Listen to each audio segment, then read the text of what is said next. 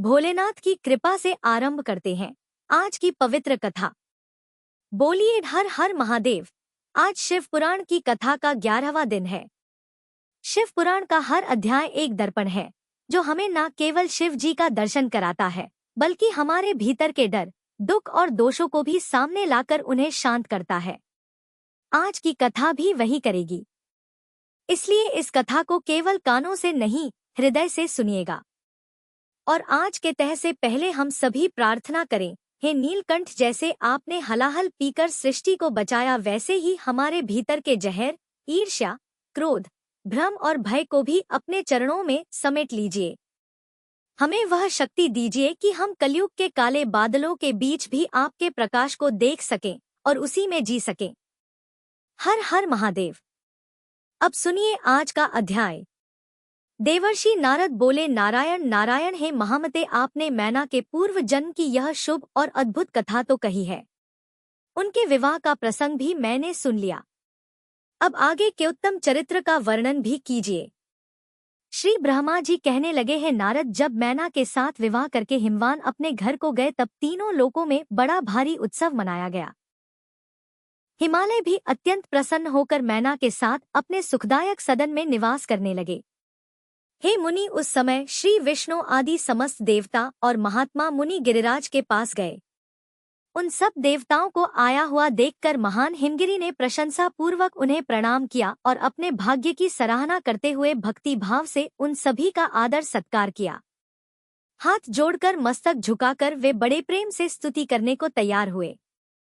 शैलराज के शरीर में महान रोमांच आया।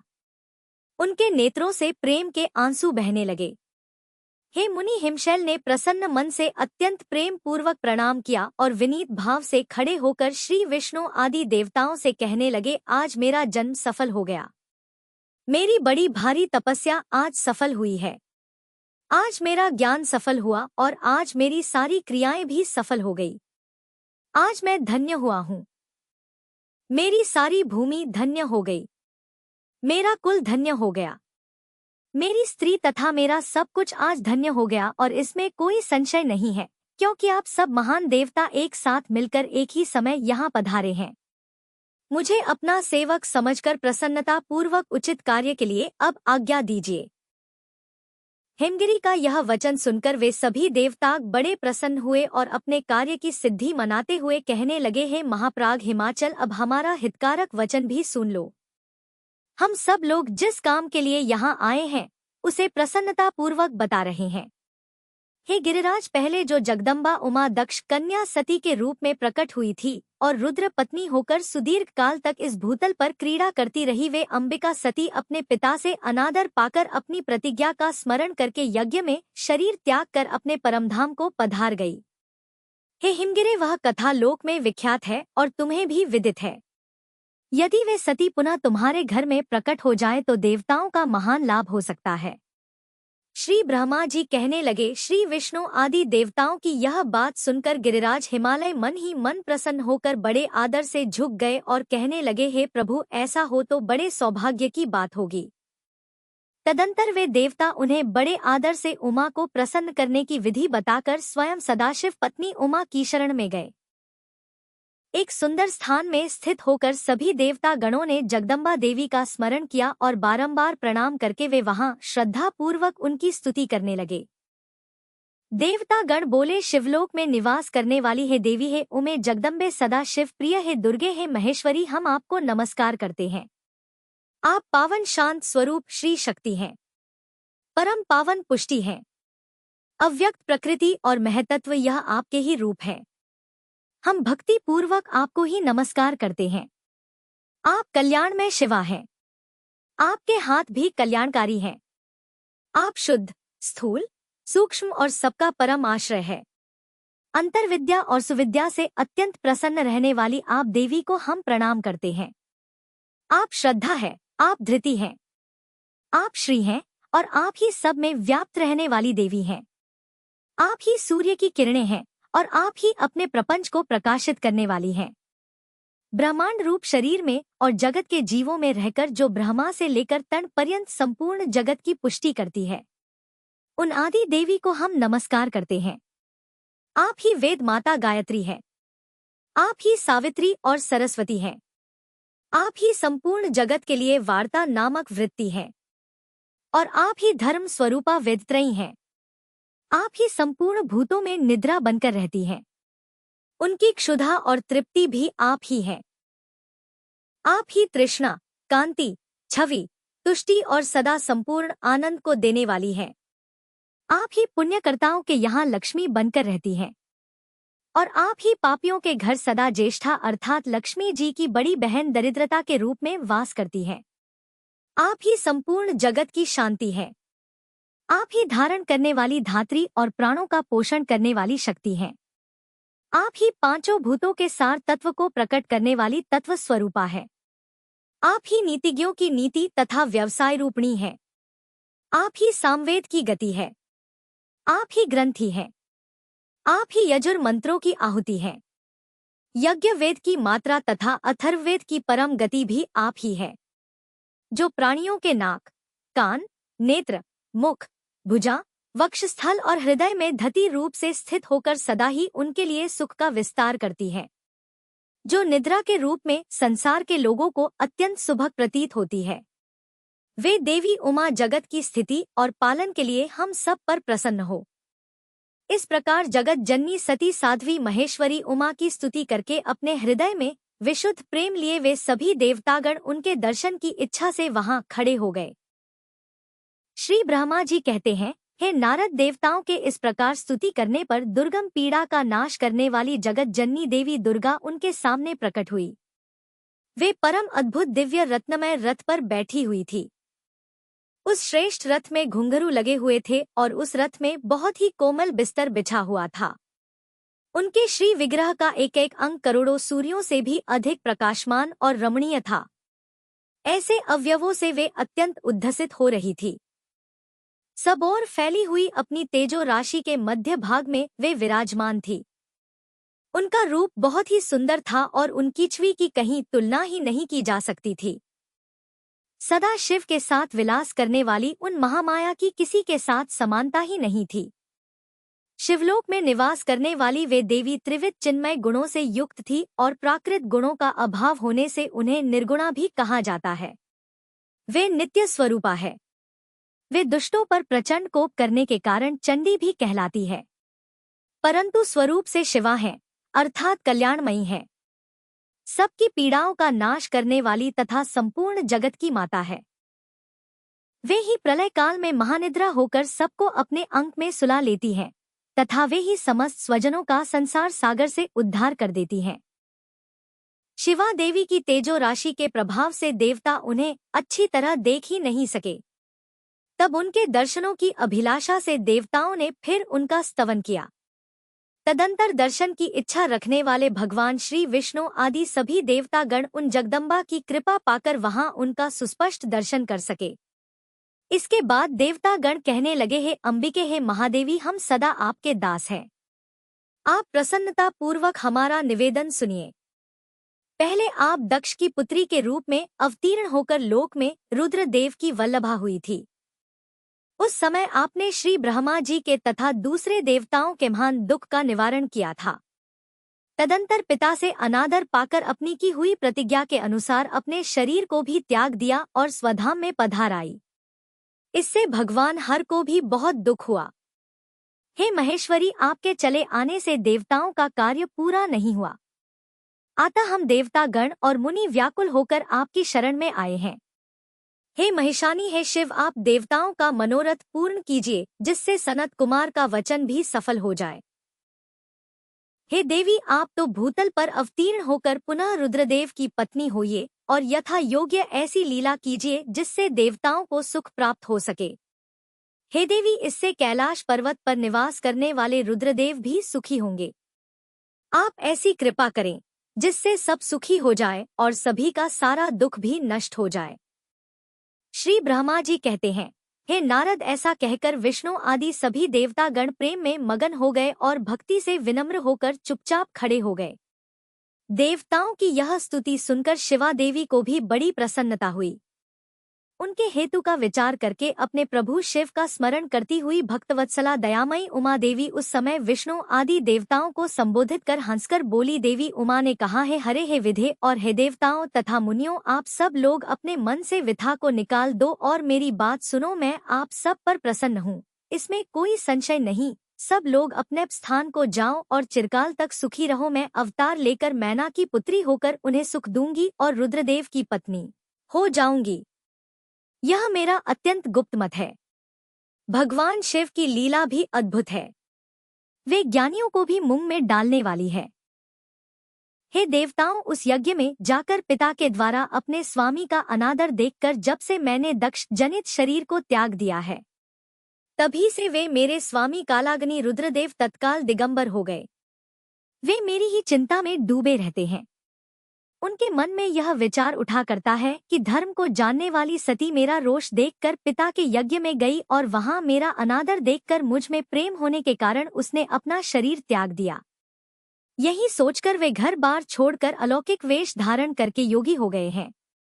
मेरी स्वरूप भूता सती के वियोग को वे महेश्वर सहन नहीं कर सके। हे देवताओं, भगवान रुद्र की भी यह अत्यंत इच्छा है कि भूतल पर मैना और हिमाचल के घर में मेरा अवतार हो, क्योंकि वे पुनः मेरा पानी ग्रहण करने की अधिक अभिलाषा रखते हैं। अतः मैं रुद्रदेव के संतोष के लिए पुनः अवतार लूंगी और लौकिक गति का आश्रय लेकर हिमालय पत्नी मैना की पुत्री हो जाऊंगी। श्री ब्रह्मा जी कहते हैं, हे नारद, ऐसा कहकर जगदम्बा शिवा उस समय समस्त देवताओं के देखते ही देखते अंतर्ध्य हो गई और तुरंत अपने लोक में चली गई। तदंतर हर्ष से भरे हुए भगवान श्री हरि आदि समस्त देवतागण और मुनि उस दिशा को प्रणाम करके अपने अपने धाम में चले गए। देवर्षि नारद ने श्री ब्रह्मा जी से पूछा, हे पिताश्री, जब देवी दुर्गा अंतर्ध्य हो गई और देवग अपने अपने धाम को चले गए, उसके बाद क्या हुआ? तब ब्रह्मा जी कहने लगे, मेरे पुत्रों में श्रेष्ठ विप्रवर नारद, जब विष्णु आदि देव समुदाय हिमालय और मैना को देवी की आराधना का उपदेश देकर चले गए, तब गिरिराज हिमालय और मैना दोनों दंपति ने बड़ी भारी तपस्या आरंभ कर दी। वे दिनरात शंभु और शिवा का चिंतन करते हुए भक्ति युक्त चित्त से नित्य उनकी सम्यक रीति से आराधना करने लगे। हिमवान की पत्नी मैना बड़ी प्रसन्नता से शिव सहित शिवा देवी की पूजा करने लगी। वे उन्हीं के संतोष के लिए सदा ब्राह्मणों को दान देती रहती थी। मन में संतान की कामना लेकर मैना चैत्र मास के आरंभ से लेकर 27 वर्षों तक प्रतिदिन तत्परता पूर्वक शिवा देवी की पूजा और आराधना में लगी रही। वे अष्टमी को उपवास करके नवमी को लड्डू, बलि सामग्री, पीठी, खीर और गंध पुष्प आदि देवी को भेंट करती थी। गंगा जी के किनारे औषधि प्रस्थ में उमा की मिट्टी की मूर्ति बनाकर नाना प्रकार की वस्तुएं अर्पित करके उनकी पूजा किया करती थी। मैना देवी कभी निराहार रहती, कभी व्रत के नियमों का पालन करती, कभी जल पीकर रहती तो कभी हवा पीकर ही रह जाती थी। विशुद्ध तेज से दमकती हुई दीप्तमती मैना ने प्रेम पूर्वक शिवा में चित्त लगाए 27 वर्ष बिता दिए। 27 वर्ष पूरे होने पर जगन्मयी शंकर कामिनी जगदम्बाउमा अत्यंत प्रसन्न हुई। मैना देवी की उत्तम भक्ति से संतुष्ट होकर वे परमेश्वरी देवी उन पर अनुग्रह करने के लिए उनके सामने प्रकट हुई। तेजो मंडल के बीच में विराजमान तथा दिव्य अवयवों से संयुक्त उमा देवी प्रत्यक्ष दर्शन देकर मैना से हंसते हुए बोली। देवी ने कहा, है गिरिराज हिमालय की रानी महासाध्वी मैना, मैं तुम्हारी तपस्या से अत्यंत प्रसन्न हूँ। तुम्हारे मन में जो अभिलाषा हो उसे कहो। मैना, तुमने तपस्या, व्रत और समाधि के द्वारा जिसज वस्तु के लिए प्रार्थना की है वह सब मैं तुम्हें दूंगी। तब मैना ने प्रत्यक्ष हुई कालिका देवी को देखकर प्रणाम किया और इस प्रकार कहा, है देवी, इस समय मुझे आपके रूप का प्रत्यक्ष दर्शन हुआ है, अतः मैं आपकी स्तुति करना चाहती हूँ। हे कालिके, इसके लिए आप प्रसन्न हो। श्री ब्रह्मा जी कहते हैं, हे नारद, मैना के ऐसा कहने पर सर्वमोहिनी कालिका देवी ने मन में अत्यंत प्रसन्न होकर अपनी दोनों बाहों से खींचकर मैना को हृदय से लगा लिया। इससे उन्हें तत्काल महाज्ञान की प्राप्ति हो गई। फिर तो मैना देवी प्रिय वचनों द्वारा भक्ति भाव से अपने सामने खड़ी हुई कालिका की स्तुति करने लगी। मैना बोली, जो महामाया जगत को धारण करने वाली चंडिका, लोक धारणी तथा संपूर्ण मनोवांछित फलों को देने वाली है, उन महादेवी को मैं प्रणाम करती हूँ, जो नित्य आनंद प्रदान करने वाली माया योग निद्रा जगत जननी तथा सुंदर कमलों की माला से अलंकृत है, उन नित्य सिद्धा उमा देवी को मैं नमस्कार करती हूँ, जो सबको मातामही नित्य आनंदमयी भक्तों के शोक का नाश करने वाली तथा कल्प पर्यंत नारियों और प्राणियों की बुद्धि रूपणी है। उन देवी को मैं प्रणाम करती हूँ। आप यतियों के अज्ञान में बंधन के नाश की हेतु भूता ब्रह्मा विद्या है। फिर मुझ जैसी नारियां आपके प्रभाव का क्या वर्णन कर सकती हैं? अथर्ववेद की जो हिंसा है वह आप ही है। हे देवी, आप मेरे अभीष्ट फल को सदा प्रदान कीजिए। भावहीन तथा अदृश्य नित्य नित्यतन मात्राओं से आप ही पंचभूतों के समुदाय को संयुक्त करती हैं। आप ही उनकी शाश्वत शक्ति हैं। आपका स्वरूप नित्य है। आप समय समय पर योग युक्त और समर्थ नारी के रूप में प्रकट होती हैं। आप ही जगत की योनि और आधार शक्ति हैं। आप ही प्राकृत तत्वों से परे नित्या प्रकृति कही गई है, जिनके द्वारा ब्रह्मा जी के स्वरूप को वश में किया जाता है। वह नित्या विद्या आप ही है। अतः माता, आज मुझ पर प्रसन्न होइए।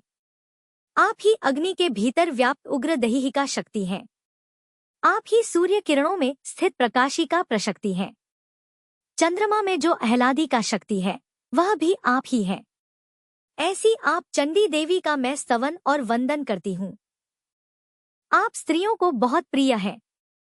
ऊर्ध्वरेता ब्रह्मचारियों की धय भूता नित्या ब्रह्मा शक्ति भी आप ही है। संपूर्ण जगत की वांछा तथा श्री हरि की माया भी आप ही है।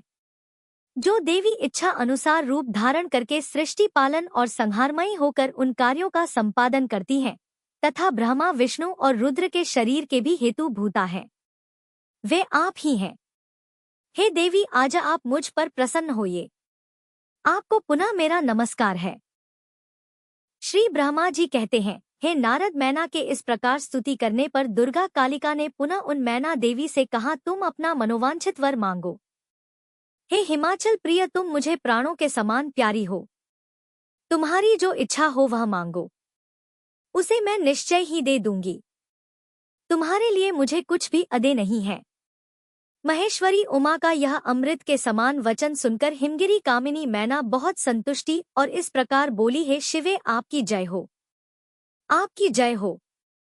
उत्कृष्ट ज्ञान वाली महेश्वरी है जगदम्बे के, यदि मैं वह वर पाने के योग्य हूँ तो फिर आपसे श्रेष्ठ वर मांगती हूँ। हे जगदम्बे, पहले तो मुझे 100 पुत्र हो, उन सब की बड़ी आयु हो, वे बल पराक्रम से युक्त तथा रिद्धि सिद्धि से संपन्न हो। उन पुत्रों के पश्चात मेरी एक पुत्री भी हो, जो स्वरूप और गुणों से सुशोभित होने वाली हो। वह दोनों कुलों की आनंद देने वाली तथा तीनों लोकों में पूजित हो। हे जगदम्बिके, हे शिवे, आप ही देवताओं का कार्य सिद्ध करने के लिए मेरी पुत्री तथा रुद्रदेव की पत्नी होइए और फिर लीला कीजिए। श्री ब्रह्मा जी कहते हैं, हे नारद, मैना की बात सुनकर प्रसन्न हृदया देवी उमा ने उनके मनोरथ को पूर्ण करने के लिए मुस्कुराकर कहा। देवी बोली, पहले तुम्हें 100 बलवान पुत्र प्राप्त होंगे, उनमें भी एक सबसे अधिक बलवान और प्रधान होगा, जो सबसे पहले उत्पन्न होगा। तुम्हारी भक्ति से संतुष्ट होकर मैं स्वयं तुम्हारे यहाँ पुत्री के रूप में अवतीर्ण होंगी और समस्त देवताओं से सेवित होकर उनका कार्य सिद्ध करूंगी। ऐसा कहकर जगत धात्री परमेश्वरी कालिका शिवा मेनका के देखते देखते वहां अंतर्ध्य हो गई। तात महेश्वरी से अभीष्ट वर पाकर मेनका को भी अपार हर्ष हुआ। उनका तपस्या जनित सारा क्लेश नष्ट हो गया। हे मुनि, फिर काल क्रम से मैना के गर्भ रहा और वह प्रतिदिन बढ़ने लगा। समय अनुसार उसने एक उत्तम पुत्र को उत्पन्न किया, जिसका नाम मैनाक था। उसने समुद्र के साथ उत्तम मैत्री बांधी। वह अद्भुत पर्वत नाग वधुओं के उपभोग का स्थल बना हुआ है। उसके समस्त अंग श्रेष्ठ हैं। हिमालय के 100 पुत्रों में वह सबसे श्रेष्ठ और महान बल पराक्रम से संपन्न है। अपने से यह अपने बाद प्रकट हुए समस्त पर्वतों में एकमात्र मैनाक ही पर्वतराज के पद पर प्रतिष्ठित है।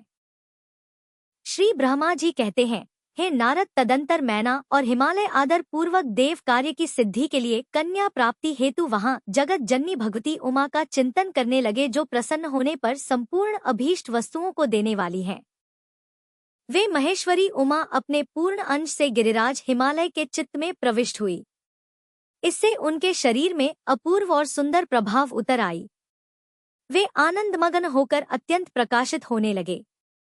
उस अद्भुत तेजो राशि से संपन्न महामना हिमालय अग्नि के समान अदृश्य हो गए। तत्पश्चात सुंदर कल्याणकारी समय में गिरिराज हिमालय ने अपनी प्रिया मेना के उदर में शिवा के उस परिपूर्ण अंश का आधान किया। इस तरह गिरिराज की पत्नी मैना ने हिमवान के हृदय में विराजमान करुणानिधान देवी की कृपा से सुखदायक गर्भ धारण किया। संपूर्ण जगत की निवास भूता देवी के गर्भ में आने से गिरि प्रिया मैना सदा तेजोमंडल के बीच में स्थित होकर अधिक शोभा पाने लगी।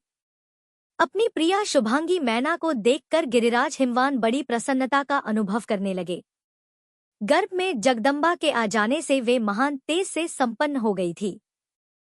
हे मुनि, उस अवसर में विष्णु आदि देवता और मुनियों ने वहां आकर गर्भ में निवास करने वाली शिवा देवी की स्तुति की और फिर महेश्वरी की नाना प्रकार से स्तुति करके प्रसन्नचित हुए वे सब देवता अपने धाम को चले गए। जब 9वां महीना बीत गया और दवा भी पूरा हो चला, तब जगदम्बा कालिका ने समय पूर्ण होने पर गर्भस्थ शिशु की जो गति होती है उसी को धारण किया, अर्थात जन्म ले लिया। उस अवसर पर आद्या शक्ति सती साध्वी शिवा पहले मैना के सामने अपने ही रूप में प्रकट हुई। वसंत ऋतु में चैत्र मास की 9वीं तिथि को मृगशिरा नक्षत्र में आधी रात के समय चंद्रमंडल से आकाशगंगा की तरह मेनका के उदर से देवी शिवा का अपने ही स्वरूप में प्रादुर्भाव हुआ। उस समय संपूर्ण संसार में प्रसन्नता छा गई। अनुकूल हवा चलने लगी जो सुंदर, सुगंधित और गंभीर थी। उस समय जल की वर्षा के साथ फूलों की वृष्टि हुई। विष्णु आदि सभी देवता गण वहां आए। सबने सुखी होकर प्रसन्नता के साथ जगदम्बा के दर्शन किए और शिवलोक में वास करने वाली दिव्य रूपा महामाया शिव कामिनी मंगलमय कालिका माता का स्तवन किया। हे नारद, जब देवता लोग स्तुति करके चले गए तब मेनका उस समय प्रकट हुई नीलकमल दल के समान कांति वाली श्याम वर्णा देवी को देखकर अतिशय आनंद का अनुभव करने लगी। देवी के उस दिव्य रूप का दर्शन करके गिरि प्रिया मैना को ज्ञान प्राप्त हो गया। वे उन्हें परमेश्वरी समझकर अत्यंत हर्ष से उल्लसित हो उठी और संतोष पूर्वक बोली, हे जगदम्बे, हे महेश्वरी, आपने बड़ी कृपा की जो मेरे सामने प्रकट हुई। हे अंबिके, आपकी बड़ी शोभा हो रही है। हे शिवे, आप संपूर्ण शक्तियों में आद्य शक्ति तथा तीनों लोकों की जननी है। देवी, आप भगवान शिव को सदा ही प्रिय है तथा संपूर्ण देवताओं से प्रशंसित पराशक्ति हैं। हे महेश्वरी, आप कृपा करें और इसी रूप में मेरे ध्यान में स्थित हो जाए। साथ ही मेरी पुत्री के अनुरूप प्रत्यक्ष दर्शनी रूप धारण करें। श्री ब्रह्मा जी कहते हैं, हे मुनि पर्वत पत्नी मैना की बात सुनकर अत्यंत प्रसन्न हुई शिवा देवी ने उस गिरि प्रिया को इस प्रकार उत्तर दिया। देवी बोली, मैना, तुमने पहले तत्परता पूर्वक मेरी बड़ी सेवा की थी। उस समय तुम्हारी भक्ति से प्रसन्न होकर मैं वर देने के लिए तुम्हारे निकट आई। वर मांगो। मेरी इस वाणी को सुनकर तुमने जो वर मांगा वह इस प्रकार है। हे महादेवी, आप मेरी पुत्री हो जाएं और देवताओं का हित साधन करें। तब मैंने तथास्तु कहकर तुम्हें सादर वह वर दे दिया और मैं अपने धाम को चली गई। हे गिरकामिनी, उस वर के अनुसार समय पाकर आज मैं तुम्हारी पुत्री हुई हूँ। आज मैंने जो दिव्य रूप का दर्शन तुम्हें कराया है उसका उद्देश्य इतना ही है कि तुम्हें मेरे स्वरूप का स्मरण हो जाए। अन्यथा मनुष्य रूप में प्रकट होने पर मेरे विषय में तुम अनजान ही बनी रहती। अब तुम दोनों दंपति पुत्री भाव से अथवा दिव्य भाव से मेरा निरंतर चिंतन करते हुए मुझ में स्नेह रखो। इससे मेरी उत्तम गति प्राप्त होगी। मैं पृथ्वी पर अद्भुत लीला करके देवताओं का कार्य सिद्ध करूंगी। भगवान शंभु की पत्नी होंगी और सतत जनों का संकट से उद्धार करूंगी। ऐसा कहकर जगन माता शिवा चुप हो गई और उसी क्षण माता के देखते ही देखते प्रसन्नता पूर्वक नवजात पुत्री के रूप में परिवर्तित हो गई। श्री ब्रह्मा जी कहते हैं, हे नारद, मैना के सामने महातेजस्वनी कन्या होकर लौकिक गति का आश्रय लेकर वह रोने लगी। उसका मनोहर रुदन सुनकर घर की सब स्त्रियां हास्य से खिल उठी और बड़े वेग से प्रसन्नता पूर्वक वहां आ पहुंची। नीलकमल दल के समान श्याम कांत वाली उस परम तेजस्विनी और मनोहर कन्या को देखकर गिरिराज हिमालय अतिशय आनंद में निमग्न हो गए। तदंतर सुंदर मुहूर्त में मुनियों के साथ हिमवान ने अपनी पुत्री के काली आदि सुखदायक नाम रखे। देवी शिवा गिरिराज के भवन में दिनोंदिन बढ़ने लगी। ठीक उसी तरह जैसे वर्षा के समय में गंगा जी की जलराशि और शरद ऋतु के शुक्ल पक्ष में चांदनी बढ़ती है। सुशीलता आदि गुणों से संयुक्त तथा बंधुजनों की प्यारी उस कन्या को कुटुंब के लोग अपने कुल के अनुरूप पार्वती नाम से पुकारने लगे। माता ने कालिका को उमा अरे तपस्या मत कर कहकर तप करने से रोका था। हे मुनि, इसलिए वह सुंदर मुख वाली गिरिराज नंदिनी आगे चलकर लोक में उमा के नाम से विख्यात हो गई। नारद तदंतर जब विद्या के उपदेश का समय आया तब शिवा देवी अपने चित्त को एकाग्र करके बड़ी प्रसन्नता के साथ श्रेष्ठ गुरु से विद्या पढ़ने लगी। पूर्व जन्म की सारी विद्याएं उन्हें उसी तरह प्राप्त हो गई जैसे शरद काल में हंसों की पात अपने अपने स्वर्ग गंगा के तट पर पहुंच जाती है और रात्रि में अपना प्रकाश स्वतः महोस्थियों को प्राप्त हो जाता है। मुने, इस प्रकार मैंने शिवा की किसी एक लीला का ही वर्णन किया है। अब अन्य लीलाओं का वर्णन करूंगा। ध्यान से सुनो। एक समय की बात है, तुम भगवान शिव की प्रेरणा से प्रसन्नतापूर्वक हिमाचल के घर गए। हे मुनि, तुम शिव तत्व के ज्ञाता और उनकी लीला के जानकारों में श्रेष्ठ हो। नारद गिरिराज हिमालय ने तुम्हें घर पर आया देख प्रणाम करके तुम्हारी पूजा की और अपनी पुत्री को बुलवाकर उससे तुम्हारे चरणों में प्रणाम करवाया। मुनीश्वर फिर स्वयं ही तुम्हें नमस्कार करके हिमाचल ने अपने सौभाग्य की सराहना की और अत्यंत मस्तक झुकाकर हाथ जोड़कर तुमसे कहा है, मुनि है नारद, ब्रह्मा पुत्रों में श्रेष्ठ ज्ञानवान प्रभु आप सर्वज्ञ हैं और कृपा पूर्वक दूसरों के उपकार में लगे रहते हैं। मेरी पुत्री की जन्म कुंडली में जो गुण दोष हो उसे बताइए। मेरी बेटी किसकी सौभाग्यवती प्रिय पत्नी होगी?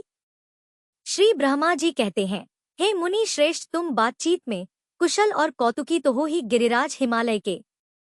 ऐसा कहने पर तुमने कालिका का हाथ देखा और उसके संपूर्ण अंगों पर विशेष रूप से दृष्टिपात करके हिमालय से इस प्रकार कहना प्रारंभ किया, हे शैलराज और मैना, आपकी यह पुत्री चंद्रमा की आदि कला के समान बड़ी है। समस्त शुभ लक्षण इसके अंगों की शोभा बढ़ाते हैं। यह अपने पति के लिए अत्यंत सुखदायिनी होगी और माता पिता की भी कीर्ति बढ़ाएगी। संसार की समस्त नारियों में यह परम साध्वी और स्वजनों को सदा महान आनंद देने वाली होगी। हे गिरिराज, तुम्हारी पुत्री के हाथ में सब लक्षण उत्तम ही विद्यमान है। केवल एक रेखा विलक्षण है, उसका यथार्थ फल भी सुनो। इसे ऐसा पति प्राप्त होगा जो योगी नंग धड़ंग रहने वाला निर्गुण और निष्काम होगा। उसके ना माँ होगी ना बाप। उसे मानसान का भी कोई ख्याल नहीं रहेगा और वह सदा अमंगल वेश धारण करेगा। ब्रह्मा जी कहते हैं, हे नारद, तुम्हारी इस बात को सुनकर और सत्य मानकर मैना तथा हिमाचल दोनों पति पत्नी बड़े दुखी हुए। परंतु जगदम्बा शिवा तुम्हारे ऐसे वचन को सुनकर और लक्षणों द्वारा उस भावी पति को शिव मानकर मन ही मन हर्ष से खिल उठी। नारद जी की बात कभी झूठ नहीं हो सकती। यह सोचकर शिवा भगवान शिव के युगल चरणों में संपूर्ण हृदय से अत्यंत स्नेह करने लगी।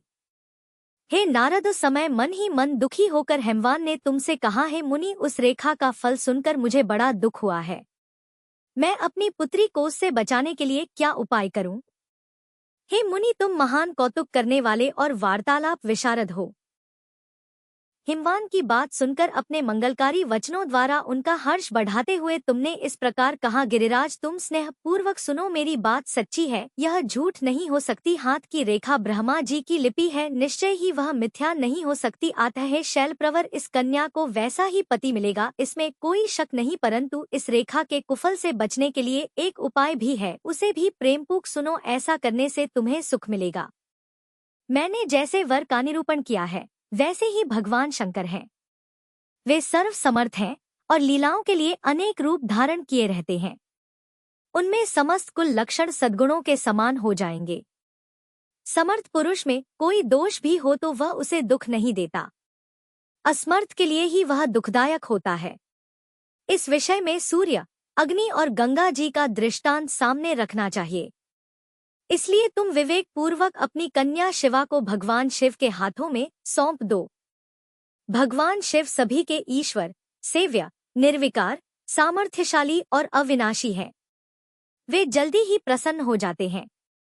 आता शिवा को ग्रहण कर लेंगे, इसमें कोई संशय नहीं है। विशेषतः वे तपस्या से वश में हो जाते हैं। यदि शिवा तप करें तो सब काम ठीक हो जाएगा। सर्वेश्वर शिव सब प्रकार से समर्थ हैं। वे इंद्र के वज्र का भी विनाश कर सकते हैं। ब्रह्मा जी उनके अधीन है और वे सबको सुख देने वाले हैं। पार्वती भगवान शंकर की प्यारी पत्नी होगी। वह सदा रुद्र देव के अनुकूल रहेंगी, क्योंकि वह महासाध्वी और उत्तम व्रत का पालन करने वाली है तथा माता पिता के सुख को बढ़ाने वाली है। यह तपस्या करके भगवान शिव के मन को अपने वश में कर लेंगी और वे भगवान भी इनके सिवा किसी दूसरी स्त्री से विवाह नहीं करेंगी। इन दोनों का प्रेम एक दूसरे के अनुरूप है। वैसा उच्च कोटि का प्रेम ना तो किसी का हुआ है, ना इस समय है और ना आगे होगा। हे गिरिश्रेष्ठ, इन्हें देवताओं के कार्य करने हैं। उनके जो जो काम नष्ट प्राय हो गए हैं, उन सबका इनके द्वारा पुनः उज्जीवन या उद्धार होगा। हे आद्रीराज, आपकी कन्या को पाकर ही भगवान हर अर्धनारीश्वर होंगे। इन दोनों का पुनः हर्ष पूर्वक मिलन होगा। आपकी यह पुत्री अपनी तपस्या के प्रभाव से सर्वेश्वर महेश्वर को संतुष्ट करके उनके शरीर के आधे भाग को अपने अधिकार में कर लेगी, उनका अर्धांग बन जाएगी। हे गिरिश्रेष्ठ, तुम्हें अपनी यह कन्या भगवान शंकर के सिवा दूसरे किसी को नहीं देनी चाहिए। यह देवताओं का गुप्त रहस्य है, इसे कभी प्रकाशित नहीं करना चाहिए। मुनि की बात सुनकर हिमालय ने कहा, हे ज्ञानी मुनि नारद, मैं आपको एक बात बता रहा हूँ। अपने पार्षदों को बुलाकर सती के लिए शोक करते हुए उनके प्रेमवर्धक गुणों का अत्यंत प्रीति पूर्वक वर्णन करने लगे। यह सब उन्होंने सांसारिक गति को दिखाने के लिए किया। फिर गृहस्थ आश्रम की सुंदर स्थिति तथा नीति रीति का परित्याग करके वे दिगंबर हो गए और सभी लोकों में उन्मत्त की भांति भ्रमण करने लगे। लीला कुशल होने के कारण विरह की अवस्था का प्रदर्शन करने लगे। सती के विरह से दुखित होकर कहीं भी उनका दर्शन ना पाकर भक्त कल्याणकारी भगवान शंकर पुनः कैलाश गिरी पर लौट आए और मन को यत्नपूर्वक एकाग्र करके उन्होंने समाधि लगा ली, जो कि समस्त दुखों का नाश करने वाली है। समाधि में वे अविनाशी स्वरूप का दर्शन करने लगे। इस तरह तीनों गुणों से रहित हो वे भगवान शिव चिरकाल तक सुस्थिर भाव से समाधि लगाए बैठे रहे। वे प्रभु स्वयं ही माया के अधिपति निर्विकार परब्रह्म है। तदंतर जब असंख्य वर्ष व्यतीत हो गए तब उन्होंने कहीं जाकर समाधि छोड़ी। उसके बाद तुरंत जो चरित्र हुआ उसे मैं तुम्हें बताता हूँ, सुनो। भगवान शिव के ललाट से उस समय श्रमजनित पसीने की एक बूंद पृथ्वी पर गिरी और तत्काल एक शिशु के रूप में परिणत हो गई। हे मुने, उस बालक के 4 भुजाएं थी, शरीर की कांत लाल थी और आकार मनोहर था।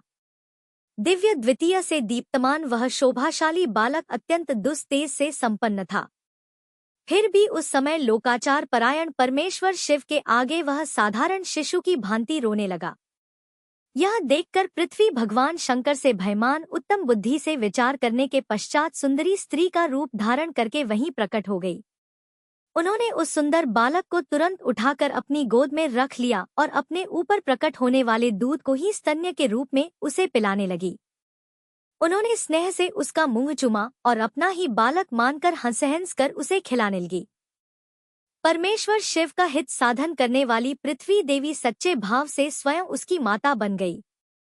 संसार की सृष्टि करने वाले परम कौतुकी और विद्वान अंतर्यामी शंभु वह चरित्र देखकर हंस पड़े और पृथ्वी को पहचान कर उनसे बोले, हे धरणी, तुम धन्य हो, मेरे इस पुत्र का प्रेम पूर्वक अब पालन करो। यह श्रेष्ठ शिशु मुझ महातेजस्वी शंभु के श्रम जल अर्थात पसीने से तुम्हारे ही ऊपर उत्पन्न हुआ है। हे वसुधे, यह प्रियकारी बालक यद्यपि मेरे श्रम जल से प्रकट हुआ है, फिर भी तुम्हारे नाम से तुम्हारे ही पुत्र के रूप में इसकी ख्याति होगी। यह सदा त्रिविध तापों से रहित होगा, अत्यंत गुणवान और भूमि देने वाला होगा। यह मुझे भी सुख प्रदान करेगा। तुम इसे अपनी रुचि के अनुसार ग्रहण करो। श्री ब्रह्मा जी कहते हैं, हे नारद, ऐसा कहकर भगवान शिव मौन हो गए। उनके हृदय से विरह का प्रभाव कुछ कम हो गया। उनमें विरह क्या था? वे लोकाचार का पालन कर रहे थे। वास्तव में सत्पुरुषों के प्रिय श्री रुद्रदेव निर्विकार परमात्मा ही हैं। शिव जी की उपर्युक्त आज्ञा को श्रोद्धार करके पुत्र सहित पृथ्वी देवी शीघ्र ही अपने स्थान को चली गई और उन्हें अत्यधिक सुख मिला। वह बालक भम नाम से प्रसिद्ध होकर युवा होने पर तुरंत काशी चला गया और वहां उसने दीर्घकाल तक भगवान शंकर की सेवा की। विश्वनाथ जी की कृपा से ग्रह की पदवी पाकर वे भूमि कुमार शीघ्र ही श्रेष्ठ और दिव्य लोक में चले गए, जो कि शुक्रोक से परी है। जय भोलेनाथ। आज के अध्याय में बस इतना ही। अगले भाग में फिर मिलेंगे। तब तक शिव भक्ति में जुड़े रहिए। हर हर महादेव।